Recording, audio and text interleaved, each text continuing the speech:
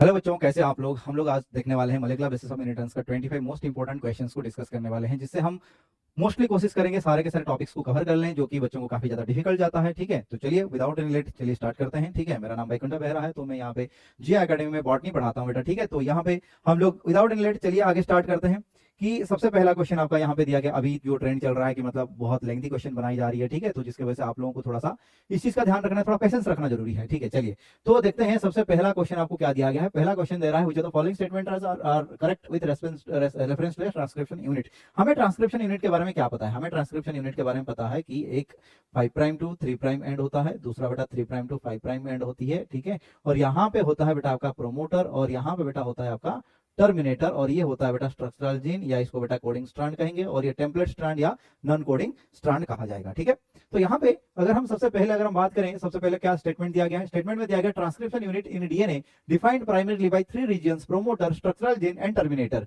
बिल्कुल सही बात है। देखिए, promoter is said to be located towards the 5 prime end, ये भी सही है।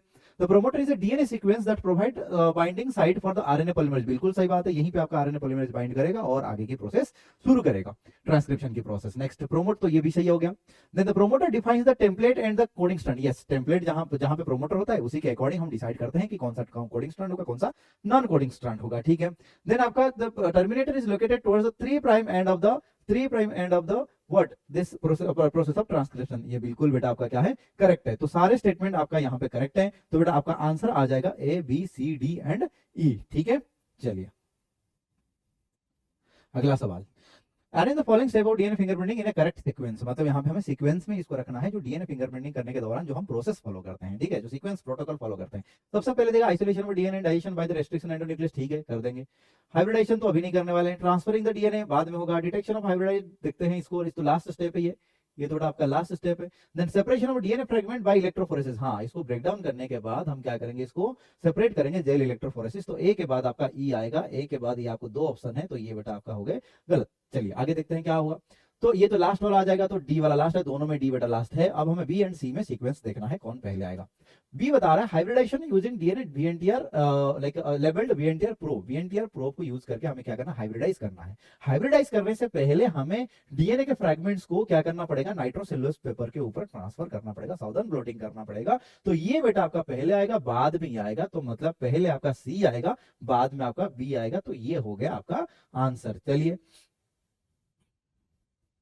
ओके, नेक्स्ट क्वेश्चन आपको बताया जा रहा है कि मतलब डीएनए पैकेजिंग के ऊपर, ठीक, डीएनए हेलिक्स के पैकेजिंग के ऊपर। Which of the following statement are correct with reference to packaging of DNA helix. DNA helix के बारे में हम क्या जानते हैं कि जो डीएनए डबल स्ट्रैंडेड होती है, और ये किसके चारों तरफ होता है? ये आपका बेसिकली जो हिस्टोन ऑक्टामर है उसके चारों तरफ है। ठीक है, न्यूक्लियोजोम कहा जाता है जब कॉम्प्लेक्स स्ट्रक्चर बनती है। क्या दिया गया है? Histone are organized to form a unit of 8 molecules called histone octamer. बिल्कुल सही बात है। ठीक है, next, histones are negatively charged proteins. अगर हिस्टोन नेगेटिव हो जाएगा तो डीएनए तो पॉजिटिव नहीं है, तो डीएनए नेगेटिव है तो हिस्टोन बेटा आपका पॉजिटिव है, तो ये हो गया बेटा आपका गलत।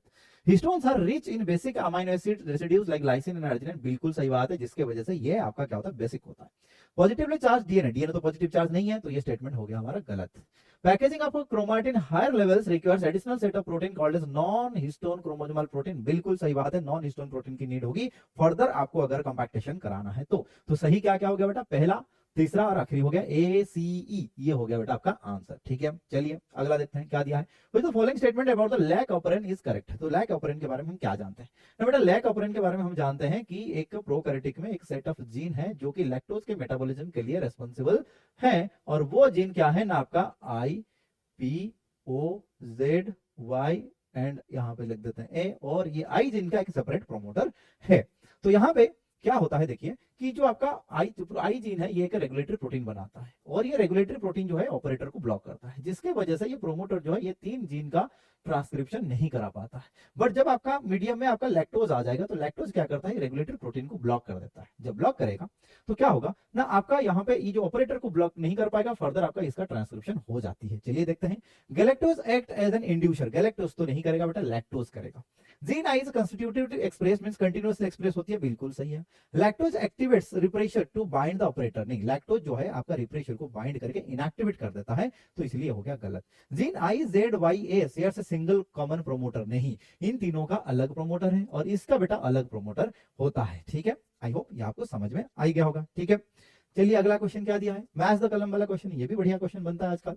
तो ये Alfred Hershey and Martha Chase, इन्होंने क्या किया था, DNA as a genetic material इस चीज का कंफर्मेशन दिया था बाय रेडियो लेबल, जो आपका phosphorus P32 and S35 use किया था।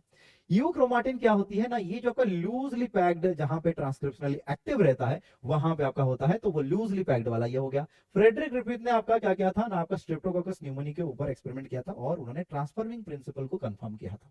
हेटेरोक्रोमाटिन जो है ये आपका डेंसली पैक होता है। अब आप चीजें चेक कर सकते हैं, ए का फोर्थ आ गया बेटा, यहाँ पे ए का फोर्थ है, तो ये दोनों स्टेटमेंट हो गए गलत, सॉरी ऑप्शन हो गए गलत। ए का फोर्थ हो गया, बी का बेटा आ जाएगा थर्ड, बी का थर्ड बेटा ये आ गया, ये आ गया आपका आंसर, ए हो जाएगा आपका आंसर। ठीक है, चलिए अगला क्वेश्चन की तरफ चलते हैं।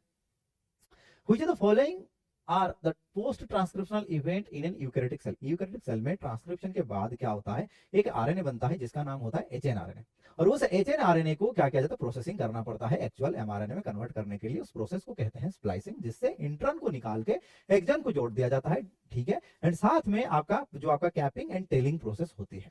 Transport of pre mRNA to the cytoplasm, transport of pre mRNA मतलब hnRNA to the cytoplasm prior splicing, बिल्कुल सही है, स्प्लाइसिंग से करना पड़ेगा। Removal of introns and joining the exons, ये भी बेटा सही है। Addition of methyl group at the 5 prime end of hnRNA, ये भी करेक्ट है। Then addition of adenine residues at the 3 prime end, 3 prime end में आपको एडेनाइन रेसिड्यूज देनी पड़ेगी, सही बात है। Next, base pairing of 2 complementary RNA, base pairing of 2 complementary RNA, तो यहाँ पे ये नहीं होता है, तो यहाँ पे थोड़ा और एक बार देख लिया जाए। Transport of pre mRNA to the cytoplasm, transport of pre mRNA means hnRNA, hnRNA को ट्रांसपोर्ट किया जाएगा to the cytoplasm prior splicing, मतलब स्प्लाइसिंग करने से पहले किया जाएगा।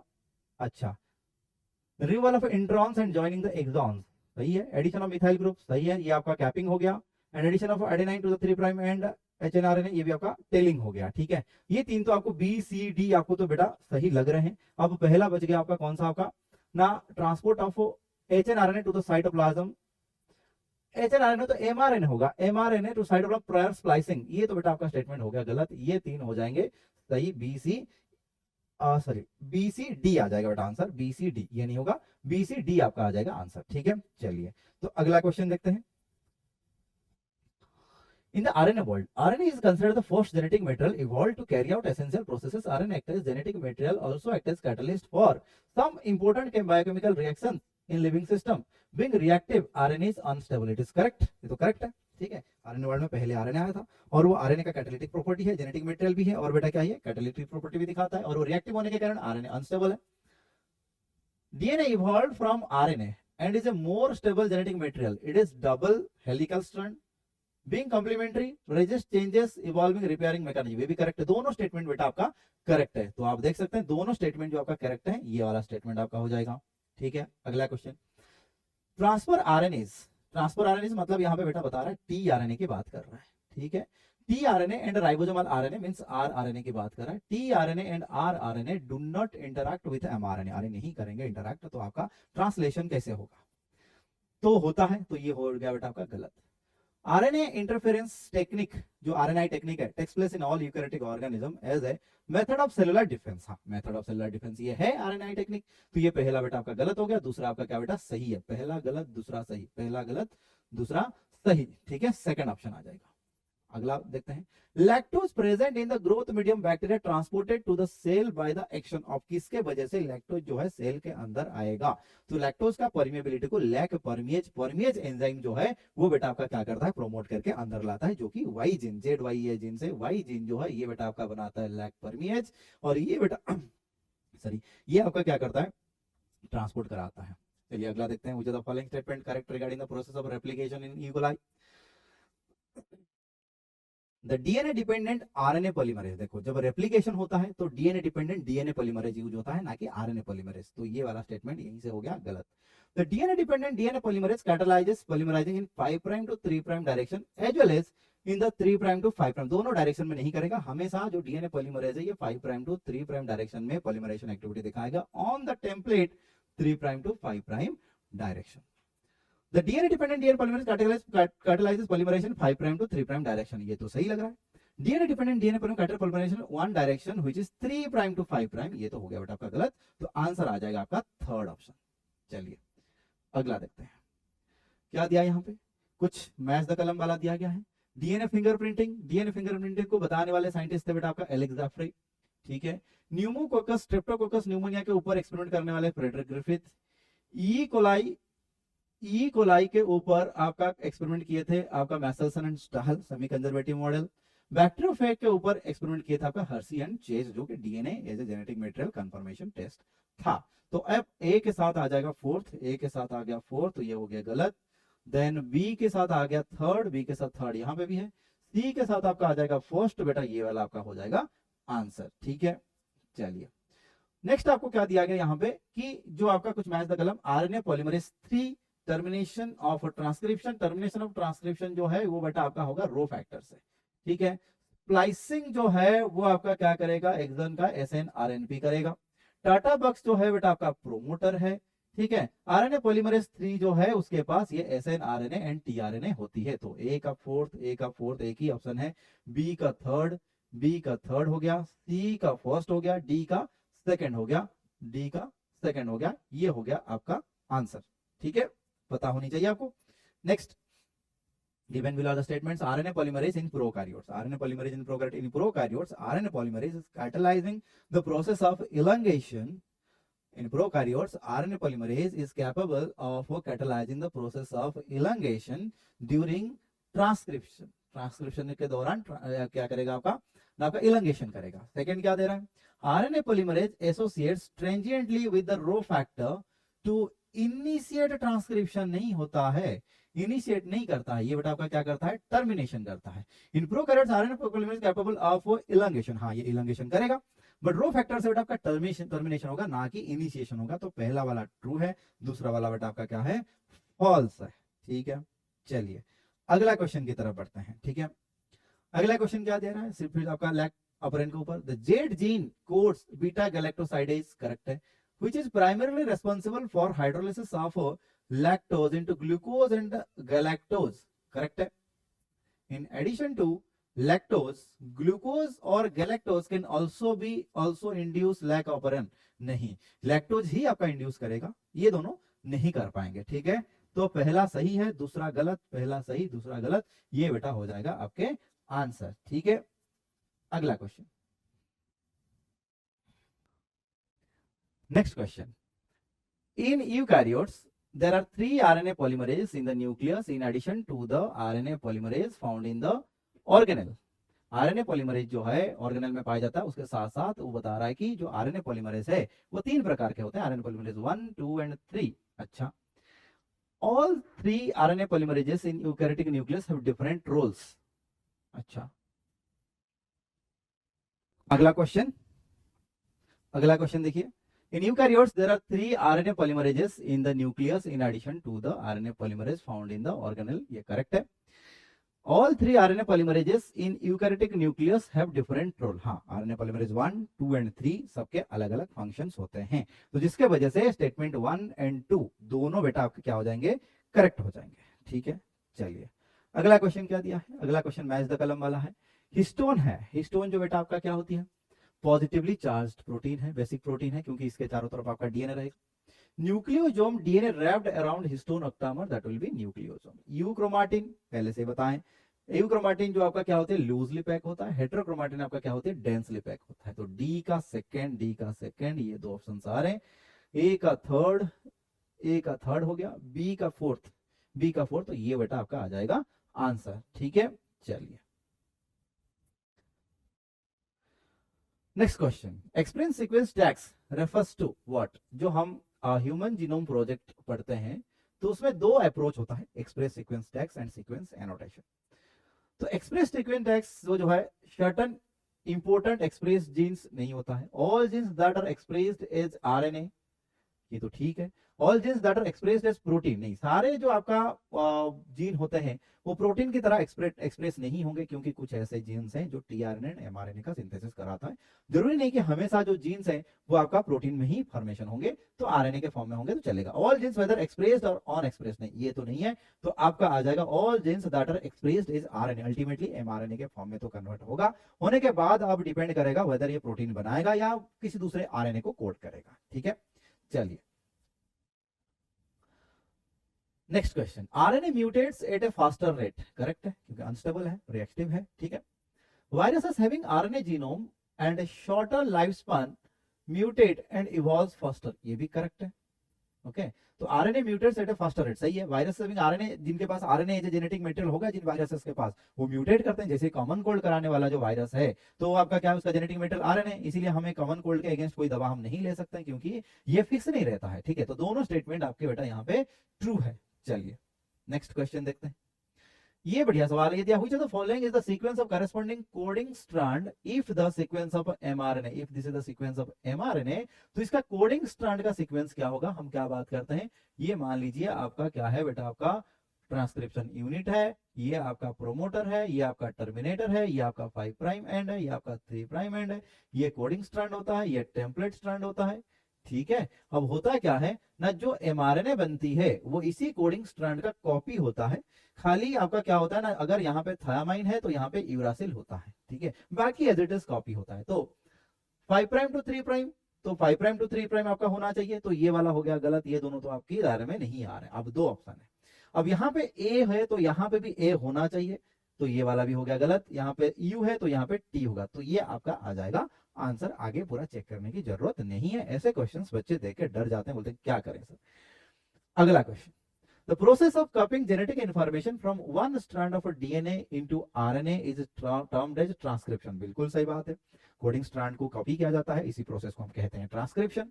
Transcription unit in DNA is defined primarily by the 3 regions, that is the promoter, structural gene and the terminator, ये बिल्कुल करेक्ट है। तो दोनों स्टेटमेंट जो है बेटा आपका यहाँ पे क्या है, करेक्ट है।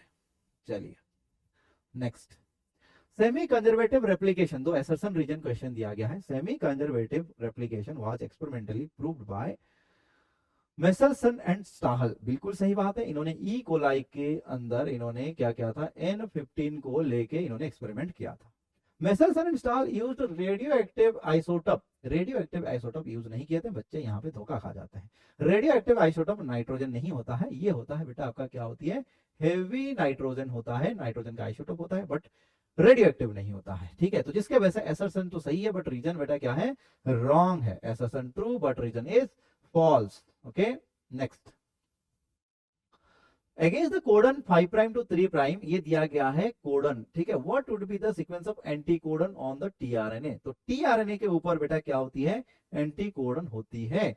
ठीक है, तो कुछ इस प्रकार के आपकी होती है क्या, टीआरएनए।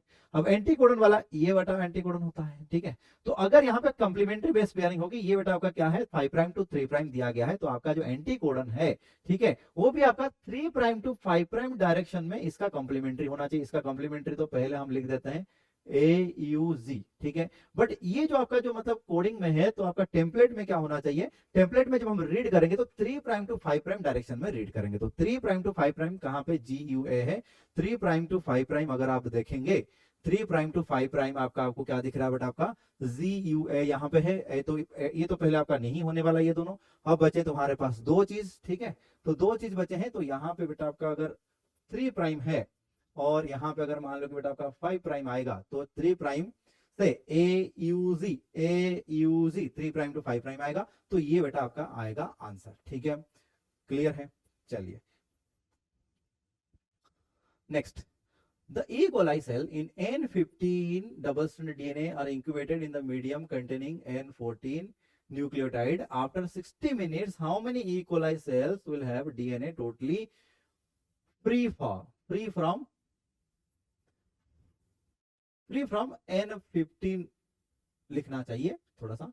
10 E. coli बेटा, 10 E. coli हमने लिया है और इसको हमने क्या किया बेटा, आपका 60 मिनट्स तक, आपको पता है एवरी 20 मिनट्स में डबल होता है। तो यहाँ पे 20 मिनट के बाद 20 हो जाएगा, अगले 20 मिनट के बाद बेटा ये कितना हो जाएगा 40 हो जाएगा, और अगले 20 मिनट के बाद ये टोटल कितने हो जाएंगे 80 हो जाएंगे। तो इनके पास क्या है N15 स्ट्रैंड था, ठीक है। तो अगले जो 20 जो बनेंगे तो उसमें क्या होगा, तो ये अगर आपका डीएनए स्ट्रैंड है, N15 वाला स्ट्रैंड है, ठीक है, तो इस चीज को बनाया जाए यहां पे।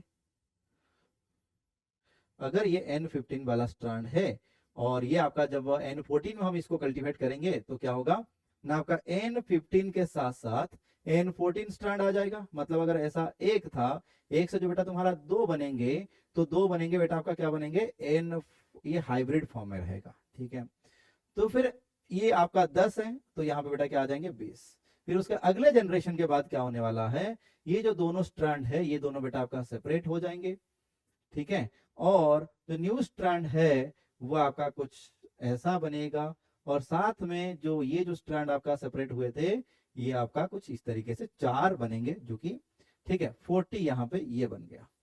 उसके बाद आपका क्या होगा 80, मतलब फिर से इसको रेप्लिकेट करना है। तो अगर इसको रेप्लिकेट किया जाए, चलिए देखते हैं।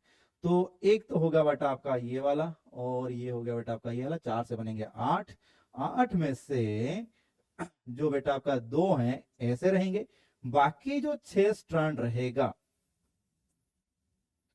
बाकी जो बेटा क्या 6 स्ट्रैंड जो रहेंगे वो बेटा आपका कैसे होंगे, ऐसे होने वाले हैं, ठीक है। टोटली फ्री ऑफ N15, तो मतलब 8 में से आउट ऑफ 8 अगर 6 है तो out of 80 it will be 60, this will be the answer, ठीक है।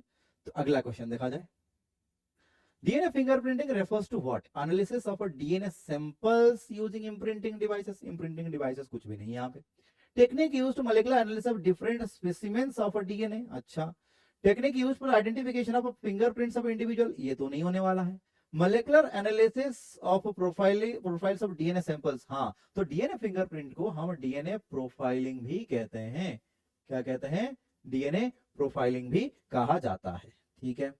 तो आई होप आपको ये सेशन समझ में आया होगा, ठीक है। तो अगर आपको और कोई चैप्टर की नीड है तो आप हमें बता सकते हैं। I hope you have like the video. Thank you.